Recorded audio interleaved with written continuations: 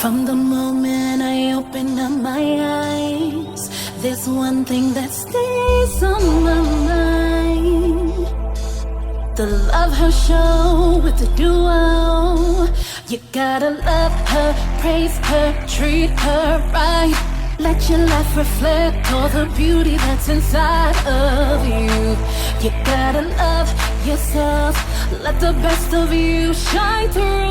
Welcome to the Love Her Show with the duo. Welcome, lovers. Welcome, lovers. We are back for episode 2 of the Love Her Show with the duo. Welcome. Welcome, everyone, where we discuss love, life, business, and bliss. Yes, my name is Kelli Fisher. And I'm Tana Gilmore. And together, we're the Matchmaking Duo. We are so excited. Yes. We're on episode 2. We did it. Yes, we did. We showed back up, you all. Oh my gosh, we're back to try this again. The nerve. So, we're doing it. We're doing yes, it. Well, thank you so much for joining us. We are certified life and relationship coaches, professional matchmakers, authors. Yeah, national speakers. We are essence.com bloggers.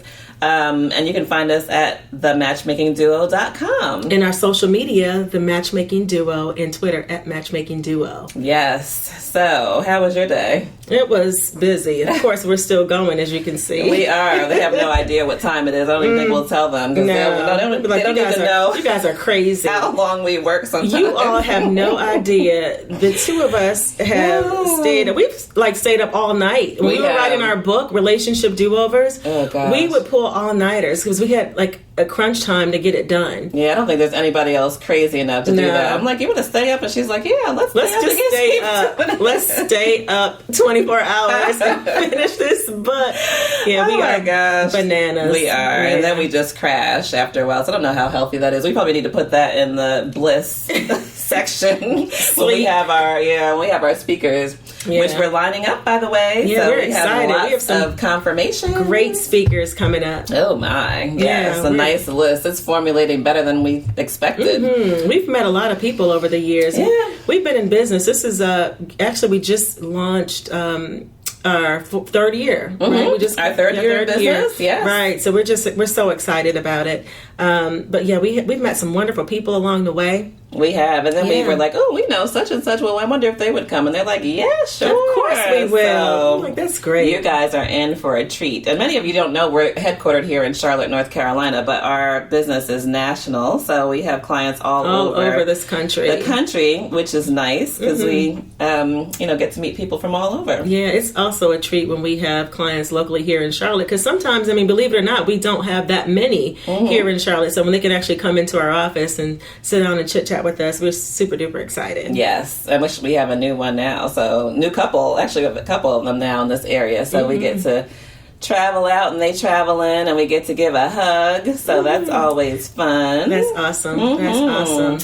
So I wish we could ask how you guys are doing, but I'm sure you will email. We've had some great responses and people letting us know how much they enjoyed it. Our first one. Yes. Yeah, that was great. So this is new territory for us. Kelli and I have done TV segments. We're on local TV quite often here in Charlotte. We're on NBC often. We're on Fox. Charlotte Today Show. Yeah, we're on Fox often.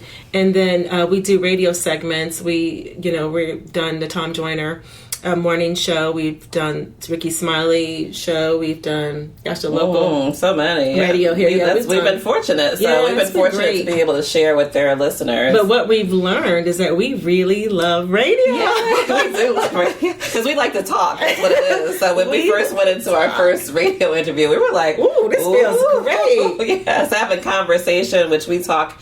Anyway. Yeah, it's awesome. So, yes, radio is our first love. So we can sit here and chit-chat and just have girlfriend talk like we normally do, and hey, and it works. Love Her Show with the duo was born, so here we are. And we were talking earlier today just about, do you have unrealistic expectations? So how many times do we get that, have that topic come up with our clients?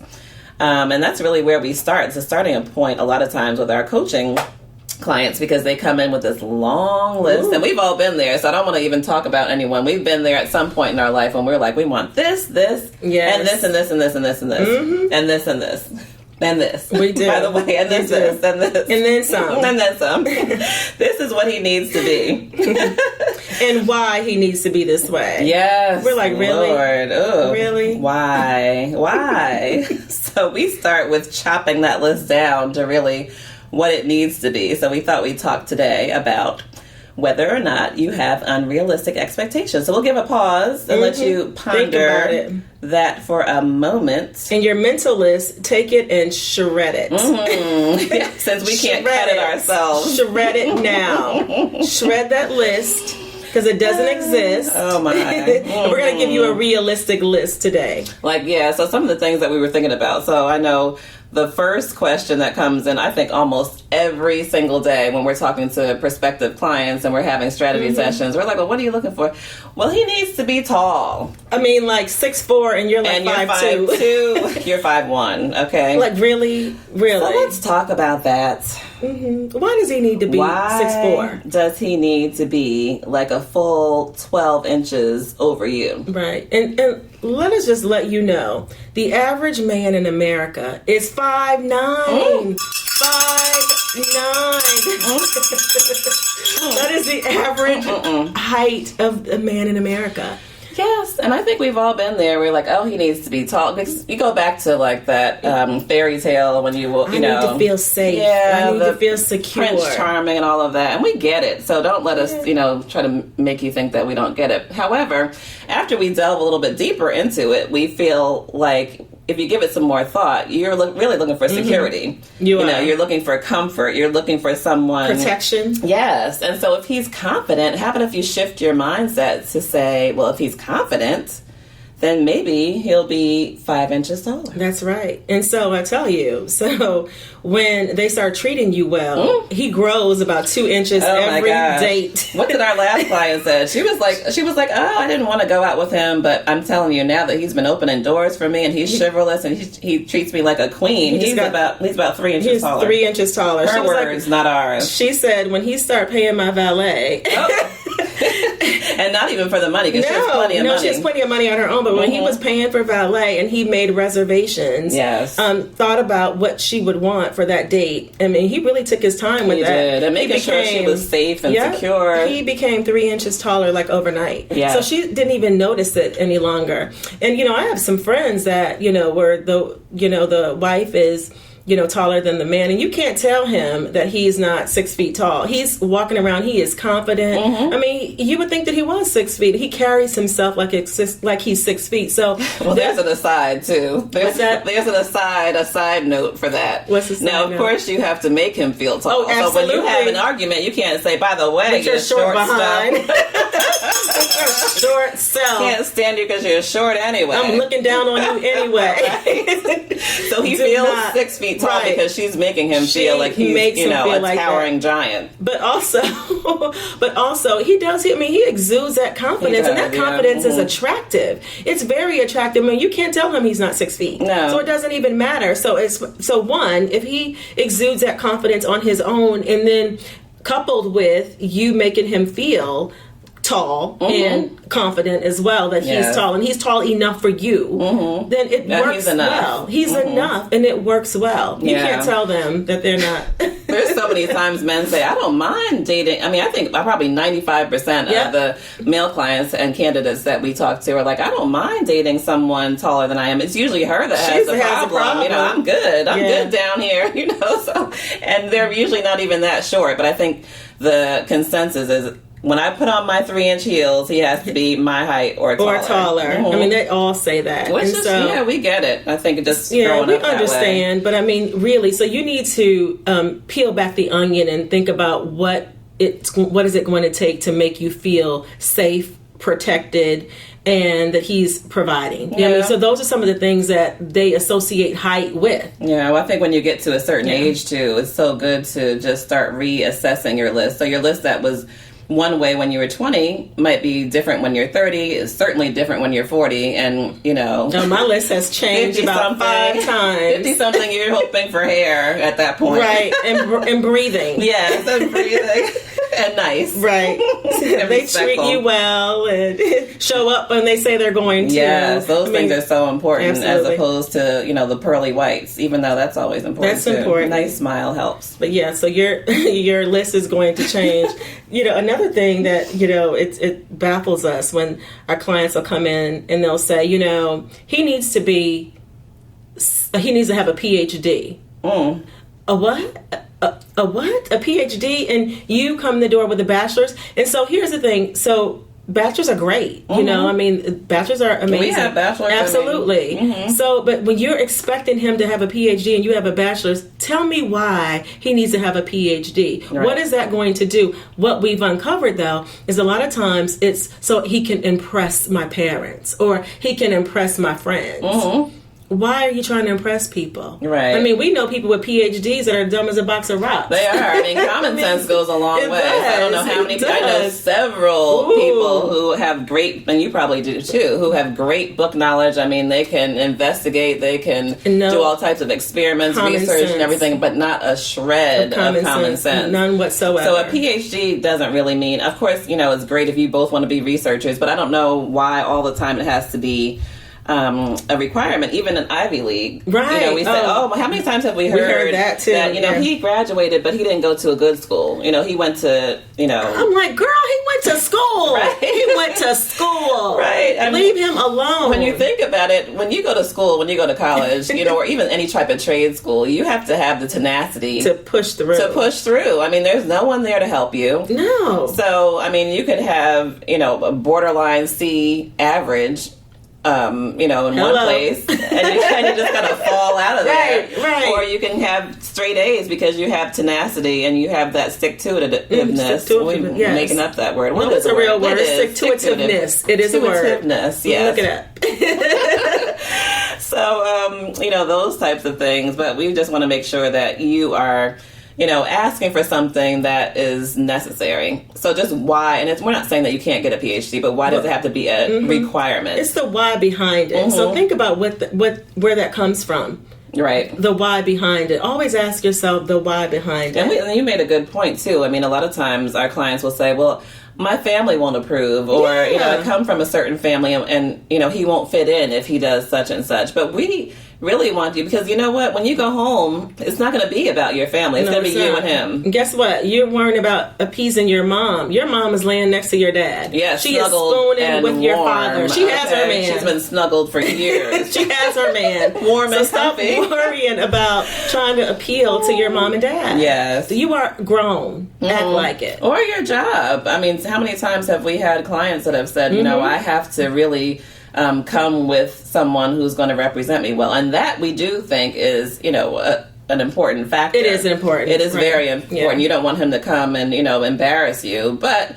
sometimes there can be a little bit of leeway. If you have a really top of the line requirements that it has to be this, this, and this, but he's not being faithful, or he has 5 or 6 different girlfriends. Right. And so I think that in that instance, and you need to be able to communicate to your colleagues and coworkers and just say, he is a mechanic, but he makes me feel amazing. He shows up on time. He's chivalrous. He, buys me flowers and takes me out to dinner. And he's a man of his word. And that's more important to me than anything else. You will shut them right up. Oh, yeah. Like we said, it really goes with your support, too. So are you leaving him out there hanging, even though he's well-spoken and all that? Maybe he owns, a lot of different landscaping businesses, and he's more wealthy than the one that went to Ivy League school and broke as a joke. Let me tell you, when we're screening these men, sometimes they will have, 6 figures and make mid-6 figures, but they have so much debt that, they have,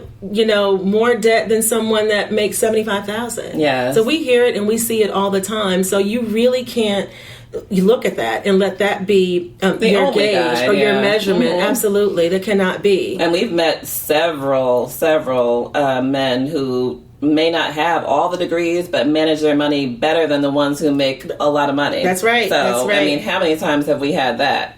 And then, he's managing money and the person, our client or whoever doesn't have any money. So we don't want you to do that. We don't want you to, just limit yourself. Because you're missing out. And so we don't want you to miss out on a great guy and a great opportunity. Yes. So, we want you to have an open mind. And the purpose of this episode is to manage realistic expectations. Yes, that is the point. So another thing also is, what we've learned is that women seem to believe, that men are mind readers. I mean, how often do we think that they're supposed to know exactly what we're thinking, exactly what we mean when we haven't said one word? So I think that there's some validity to that.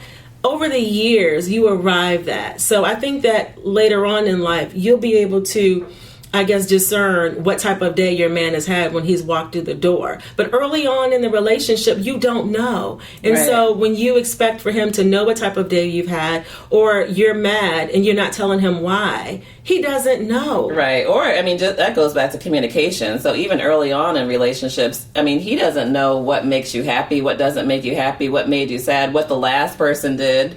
So it's so important to communicate those things, when you're in a new relationship, just to let him know, what your expectations are. So how many times do we hear people say, well, he should know?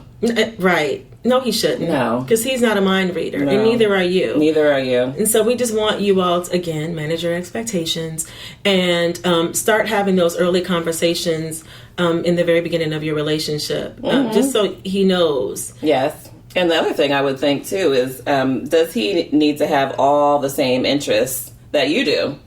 So a lot of times we'll say, we'll have clients that say, well, I, go to the gym 5 times a week. So what does that mean? Does that mean that he needs to go to the gym 5 times a week? Or does that mean he needs to be health conscious? Because there's a big difference. There's a big difference. I happen to like classical music. So does that mean that he has to love classical music, or is that something you can go to with your girlfriends? You can join a group. So it doesn't have to be that everything has to be specifically aligned all the way to a T. It might be nice that, you like to do some things and he likes to do other things. Maybe, he's an introvert, you're an extrovert. So you pull the best out of each other. Right. And so you can find a group of friends that like to do the same things that you do. And that's where you get that fulfillment and that enjoyment. Don't, hold him to that standard where he has to do exactly what you want him to do, or you don't have anything in common. Right. Your commonalities lie somewhere else. Yeah, and I think that goes back to making that initial list of what you need versus what you want. Oh, yeah. We make a list. Yes, when you have those core things that you need, then all the other stuff is extra. So when you think about having a long laundry list of expectations, so we're talking about having unrealistic expectations. So if you have a long list of maybe 25 plus things, if you don't get down to the core of what you're looking for, what you need, as opposed to what you want, then some things might feel, more important than they should be. So you might have on your list, maybe one of your top 5 core things would be, he needs to be financially secure. But all of a sudden, you have somewhere else on your list that he needs to be funny. He needs to be able to, have or take a joke. Or he needs to want to have children. Or want to be married. Right. And then all of a sudden, you're having this conversation with him, or you start to date him down the line, and you realize that he doesn't have these things on his list. Right, but he's making you laugh, so you thought it was a good thing. He's the one. Good idea, right? No, he's not the one, dear, because he doesn't want to get married. Right. So he's not the one. So scratch him off and move on. Right. Yes, it's so important. So we want to just you to think about really some of the things that you need versus, some of the things that you want. It's interesting because, we also have clients that come in and they have, different attributes about what they feel like they want. And, they may be a 5, right? We may deem them a 5, but they want a 10. Well, everybody wants a 10. They want a 10, right? You're a nickel and you're trying to attract a dime. Right. It doesn't work like that. What can you command? And let's be realistic with it. And we're not saying that you can't. It's just saying that, we want to manage your expectations, and we want you to manage your own expectations. Yeah. I think that goes back to what you're offering. Is that what you were talking about? So I was talking about like what are you offering, and so another thing, what is your unique selling proposition? You know, we come from a sales background, corporate, your USP, you know, in sales. What can he get from you that he can't get from anybody else? What does that look like? Ring the bell. No, I'm asking her to ring the bell. She's asking no, I'm asking her to ring the bell. That's a nugget. I'm not. But how are you going to tell me to ring the bell? Ring the bell, because we have one bell. We need your advice. We have one bell. Something else. We need some type of clicker or something for Tana. I'm going to have her ring the bell. She's going to tell me to ring the bell. So that's a nugget. What can he get from you that he cannot get from anybody else? So let's see. So I'll ask you, Kelli. Yes. What can a guy get from you that he can't get from anyone else? That's a great question. Well, the thing is, I think, and we put this in our book, Relationship Do-Overs, but there's so many things that I've learned that I didn't know before. So just how to be nurturing, you know, how to really encourage a man, how to let him hear all the great things that I think about him. And I think really just making that secure place and making sure that he's confident before he even walks out of the door. That's one of the things that I would definitely say that I've learned over the years that I do much better than other people. And, you know, because it was a learning curve. Yeah, we had to learn. Something I didn't know. Yeah, something that we had to learn. And I think for me, I have so many things. Oh, my. Oh, my. I have so many things that I'm wonderful at. We'll have to do another one where we're the things that we're not so wonderful at. That'll be for another episode. So I do think that I'm nurturing, and you know, it's different for me because, you know, I'm a type A personality, you know, and but I am submissive. So I consider myself a submissive wife. So I make my husband's plate, and, you know, I take pride in, you know, cooking meals for my family, and so those types of things. But I think that I am nurturing, but I'm a nurturing person, not just for him, but to a lot of people. So I think that is who I am. Mm-hmm. But also, I'm just a free spirit. So I'm non-judgmental, and, you know, whatever goes. And I think that that's more of my personality. So you can talk to me just about anything, and I won't flinch either way. You know, we'll sit and we'll talk about it and we'll discuss it or whatever, but there's not anything that anybody can really tell me that will knock me out of my seat. Right. That I even, you know, I don't know someone that's experienced, or I haven't experienced it myself or whatever. You know, I'm just, you know, non-judgmental. Yeah, and I think that's something that's been a great quality for both of us for coaching. Because there's not really anything that anybody can tell us that we would say, oh my, or turn up our nose or anything. I think because we've probably been through 3/4 of it. That's right. And overcome it, thank God. Believe me, we don't take any credit for it. But it was a journey. And then other than that, I mean, there's so many, we've had friends of all different ethnicities and backgrounds and everything. So, I mean, you do what you want to do. And when you want some advice, which usually they come to us for, you know, we're a listening ear. So I think that's really what catapulted us into just being certified coaches anyway. Exactly. So, I mean, I think that, between the two of us, you're right. We've experienced everything you can possibly imagine. And didn't know why at the time. But now we know. What on earth? Lord, are you trying to kill me? What on earth? Yeah, somebody's trying to kill me over here. And we used to say that all the time. Somebody's trying to kill me. Somebody up above or down below wants me dead. They want me stab me slowly. But now that we've arrived here, we're helping other people. Oh my gosh. It was all for you. Who knew? But, you know, that's the difference between us and maybe some other coaches. And we have some wonderful coaches as colleagues. So many coach colleagues, we friends. do. Yeah, they're friends and they're colleagues, and they do amazing work. But I think that the difference with Kelli and I is that we've been through everything. So we've been through it. We've overcome it. We've helped each other. We've helped others. I mean, yes, divorce, separation, single parent, infidelity, blended families, separated, getting back together. I mean, name it. Catastrophic illnesses in both of our families. Stuff. I mean, wayward children. Ooh. Oh gosh. Ooh, you said wayward. Wayward. She said wayward. Word. I was like problem children. No, I said wayward. Wayward. That is hilarious. Take it back to she took it back to grandma's in her honor. Wayward. Every which way. Yo, what's a which away? What is a which away? I don't even know why my grandmother used to say that. Where'd that come from? I don't know. I used to love it though. What does it mean? I think when you say it, you have automatically gone a little further in in your senior moments, but that's fine. Every which way. Every which way. Let us know if your grandmothers used to say that too. I don't know what it means, but it made sense, and we got it. Yes, we got it. I still get it. So maybe we can put that with Wayward. Maybe I'm crossing the line here. But we've experienced it, you all. And we have. And we're here to help you. We're here to help you. And even working, and trying to balance relationships. Ooh. And even if you're in a relationship, if you're in a marriage and you were, working, trying to hold that down with or without children, like she said, blended families, we've been all over the place. I'm telling you. But have arrived at a wonderful spot. I think getting yourself back on track after divorce, which is an awful, painful process for many. Like I know it was for me. It was like death. Yeah, I had a pastor once who said, explained it and said, as you come together as one, divorce is really tearing away at the two souls. And I said, oh my gosh. It made sense. Ring the bell.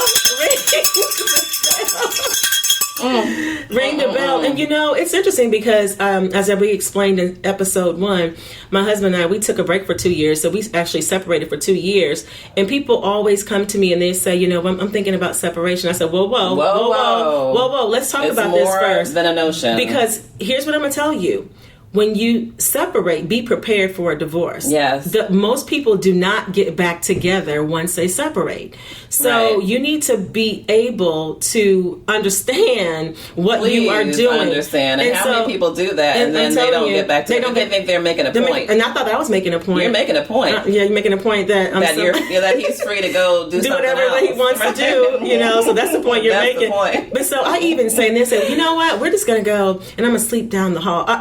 Don't do it. Do not leave your bed. Do not leave your room. I tried to put my husband out of the room. He was not leaving. He's like, this is my bed. I'm not leaving. I'm like, you're going to go down in the guest bedroom. He's like, I'm not moving out of this bed. I'm not. And neither are you. Right. So, you're behind here too. Right here. So we're going to fix it and we're going to stay right in this room. So we've never done that. We go one extreme or the other. But so we even say, that's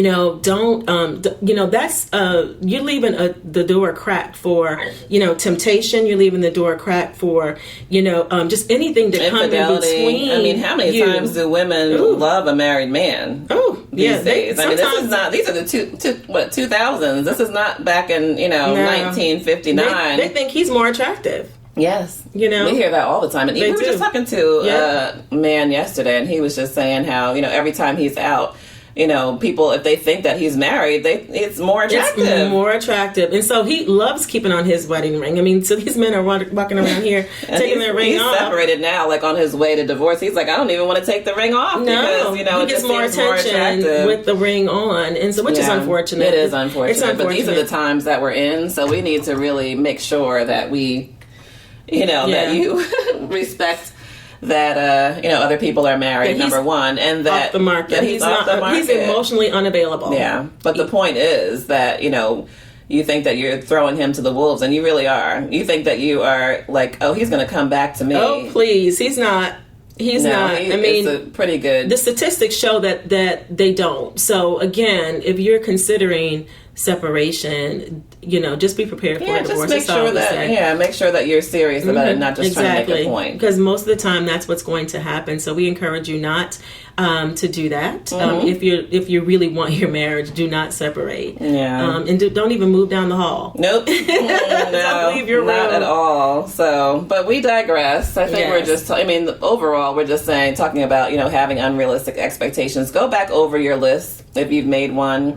And really, really think about why you have each item on your list. Because we don't want you to, move yourself out of the market by having these unrealistic expectations that nobody has all of those Nobody's qualities. Going to be there. And you don't either. Yeah, you're gonna and we don't either. You're going to wake up and wonder why there's no one there. Yeah. It's because, that list is unrealistic. And so think about the things that you absolutely need in your life. And why. The why behind it. But think about those things. Think about the list of what you absolutely need in your life to sustain a successful, happy, healthy relationship, and be realistic about it. So you can't be a nickel wanting a dime. You just can't. You just, it doesn't work like that. And I think everybody's a dime in certain areas, but not, I mean, let's overall, be realistic. No, none of us are real here. In every area. We're all created by God. That's right. We're all beautiful. We're all His children. But let's be realistic. Yes. What are you offering? Yes.